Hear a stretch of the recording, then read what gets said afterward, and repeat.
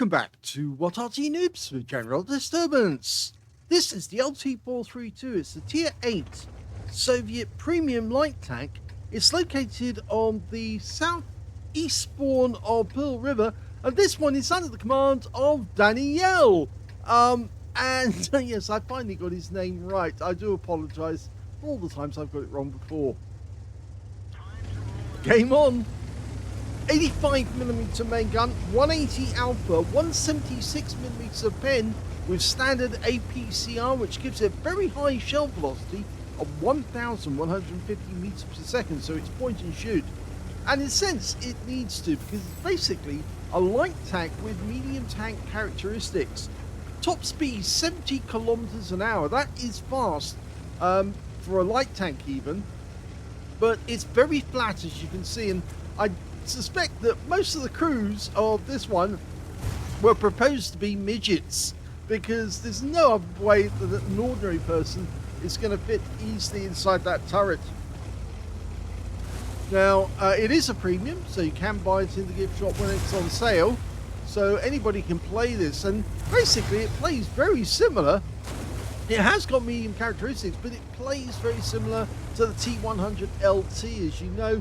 That's got a decent gun, but slightly bigger than this one.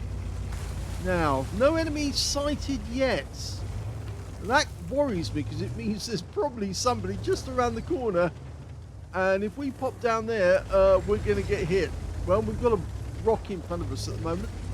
Blocking shots. Ow! There's a Borsig there. Yeah, he was in the bush. He just hit us in the tracks and ripped the track completely off. Look at that. Lying on the ground. Okay, right, well now he needs to get down into that dip, and oh, look at that, RE251 gets a nice hit into him, a high roll for 196, and then pops down. So this was actually designed in the 1960s, and that's why you don't see it in any histories of the Second World War. It never got produced, it was cancelled. It does have good DPM, good gun handling. The reload time is normally 5.09 seconds by the book, but you can see that danijjjel's got it down to 4.71, so that's very quick indeed for an 85mm at this level, this tier. Okay, and it does have decent armor, 160mm at the front. Well, that's one into the Borsig. He's loaded with the HE. That's why that round didn't do so well, but the Borsig, Brass goes down. Now, is he going to push this Borsig? He might lose a few hit points if he does, but he gets one round in, but he gets ammo-racked, and the Borsig gets one back at him, so he has to fix his ammo-rack. In fact, now he should pursue the Borsig, because the Borsig's in reload, and he just finished the guy off now, because he's gone past the point at which he can continue. He's probably loaded now, but that's the problem. The Shure MV7X comes in, but he got the kill. So, one up to danijjjel.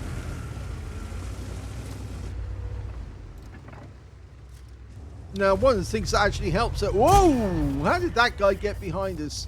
That's the WZ-132A, which is the opposite number on the enemy team. Tier 9 game, Tier 8 tanks. Don't go over that lip. It's designed to make you fly off it at high speed and crash down below. People have done that. Now, where did that WZ-132 go? Oh no, that is an M3Y. Yes. Well, the first shot dunked into the ground. That wasn't good aiming. That was pretty dreadful aiming, in fact, and I'm pretty sure the M3Y saw us. Oh, careful, you're exposed. He's not really paying attention too much there to the M3Y. Does get one in, which won't go through.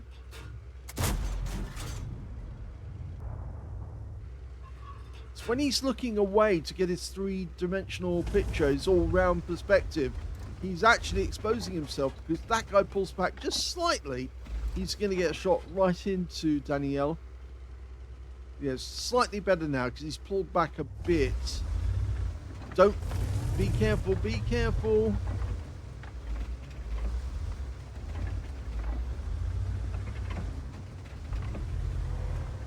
He is risking a lot because that M3Y, he's already lost a few hit points. He doesn't want the M3Y to hit him as well. Oh, and the RU-251 is coming down here. Oh, that was a good one. That was a good one. Low roll, but it was a good shot. And now, oh, that wasn't good. 232 hit points from him and one from the RU-251. And he's lost over 500 hit points. Just like that. Well, just under 500. But it's a lot of damage to take in one split second. Okay, so he's fixed his problems and he's back up here. You can see one of those shells, that was an HE round actually, and it just went straight through the top of the armor. That's where the RU-251 was. It's not there anymore. But the RU-251, I think, is a one-shot, so he might be able to get that guy. I think he's much better off being high, not low. Oh, and there's the reason why. He gets one into the M3Y because he wasn't really prepared, wasn't expecting us to turn up. And you've got to use this tank as a light tank because although it is in the characteristics of a medium, it does have that light tank capability of having camouflage at long range. Yeah, he did get spotted after he shot, but he didn't get spotted the previous time, which is probably why the M3Y didn't respond. With 4 up on the enemy. Oh, that was risky. Yeah, that was a good pullback there. He got back just in time to get the shot in, but the wall took the response. I go high and go round because there's that Scorpion. We don't know where he is. Just around here somewhere. Or was there? Yeah, there was a Scorpion G. Now, can we see that M3Y? No, we've got no shot. Well, the Scorpion's just turned up. He's just around the corner. He wasn't there before, but he is now.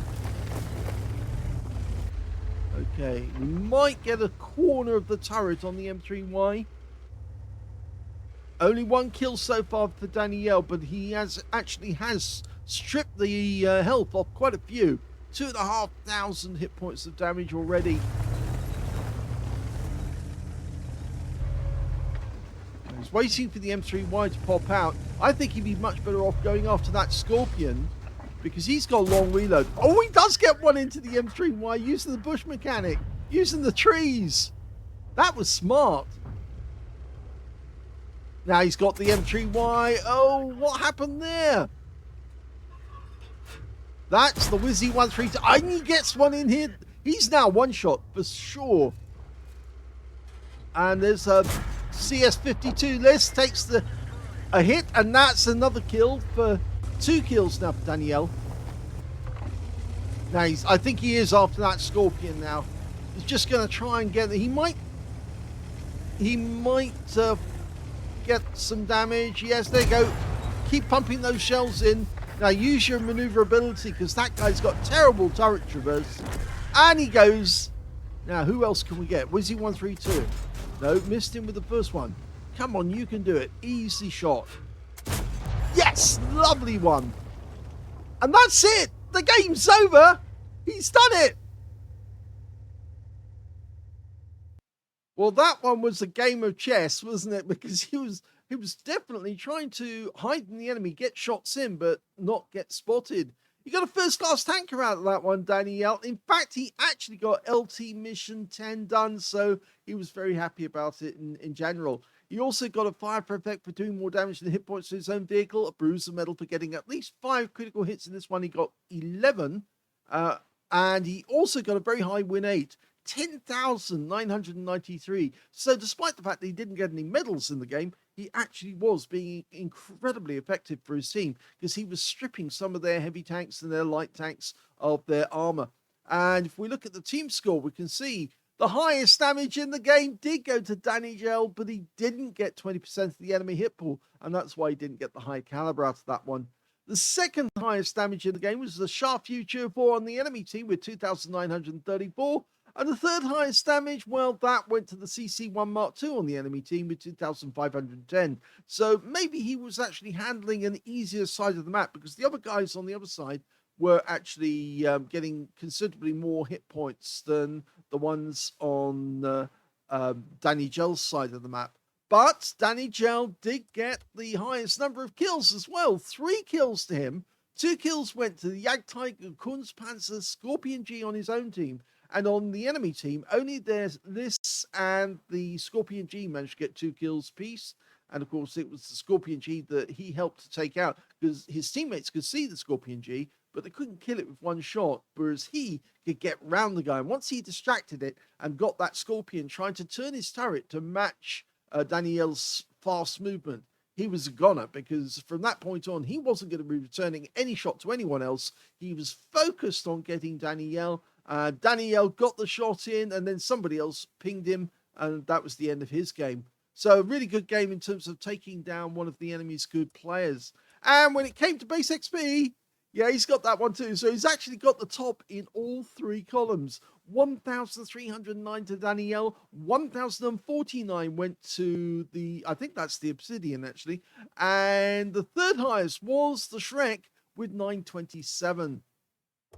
He fired 27 rounds in that game. Yeah, they're 85mm rounds, but it's a kind of cramped turret, you could say. Very difficult to handle an 85mm round in a turret like that. 21 direct hits on the enemy, 18 penetrations, 1 splash. You can see even with the 85mm, it's even with that high velocity, it really hasn't got as much pen as you'd like on some of the tanks of the same tier or round about that tier. So yes, it still bounces a few rounds, and he did bounce off the M3Y. 1 splash damage, damage of 3,357, of which 1,605 were at more than 300 meters. He received 4 hits from the enemy. 2 of them penetrated, 1 non-penetration. That was the shot from the Borsig that went into the tracks. But it did take a penetration on the engine deck, and also that the Borsig got in when he was trying to side scrape. And you should never really side scrape, even in a vehicle like this, because it's light armor. And so the side scrape is more than likely going to end up as full pen. You also have 1 hit by way of splash damage. Again, I think that was the one that went on the engine deck itself of the vehicle. It may have been from the RU-251 for that matter. 2 enemy vehicles were spotted, 7 enemy vehicles damaged, 3 killed, and 1,029 hit points of spotting assist. Now, he did earn a profit, 116,772 credits. Yes, he got a mission completion bonus out of that one.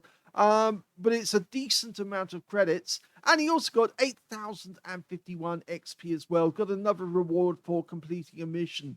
So the LT-432, it's fast, it's nimble, and although it's supposed to have good armor, it's not really, no.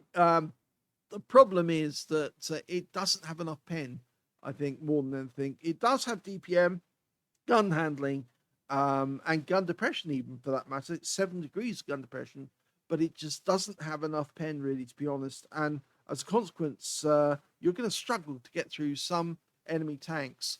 And in that sense, is it as good as the T100 LT? No, but it's a poor substitute, but it can do the job if necessary. And yes, you can treat it as a light tank. So I hope you enjoyed that replay. I'm not sure we've got that many more from danijjjel. He did send in a batch in several different emails all at the same time. And I've been trying to work my way through some of them. And I do apologize to those people who've been waiting for their replays to pop up. I do try to get them done as quickly as I can. But sometimes it's difficult trying to know which one should go in which order. But hopefully we will have some juicy Fifi games later on today. At least I'm hoping that that's the case. But we did get another batch of emails coming in this morning. You wouldn't believe it. I don't get as many emails or replays sent to me as people like Jingles and Quickie Baby do. They get huge numbers sent to them on literally tens or even hundreds daily. In fact, somebody did say once that apparently Jingles gets thousands of videos sent to him every day, and he just has to pick and choose which one. But we do get a considerable number on our channel, and people who find our channel and say, oh, this is a good channel for getting your video done, and they send it in, and then they wonder why it takes so long for the videos to appear. Well, that's mainly because so many more people are sending in replays to us that it gets difficult to pick which one to go in which order, especially when some of the games are not as good as others. So you get somebody sending in a replay which you really shouldn't be on the channel, but we like to give people a chance to get onto YouTube so that they can actually say, yeah, I've got a good video on YouTube. And that's the reason why sometimes these videos can be delayed. Anyway, enough of me talking. I'll get on with the next video as quickly as I can, and that'll be with you shortly. Hope you enjoyed this one. If you did, please give it a like, do subscribe to our channel, and thank you for watching.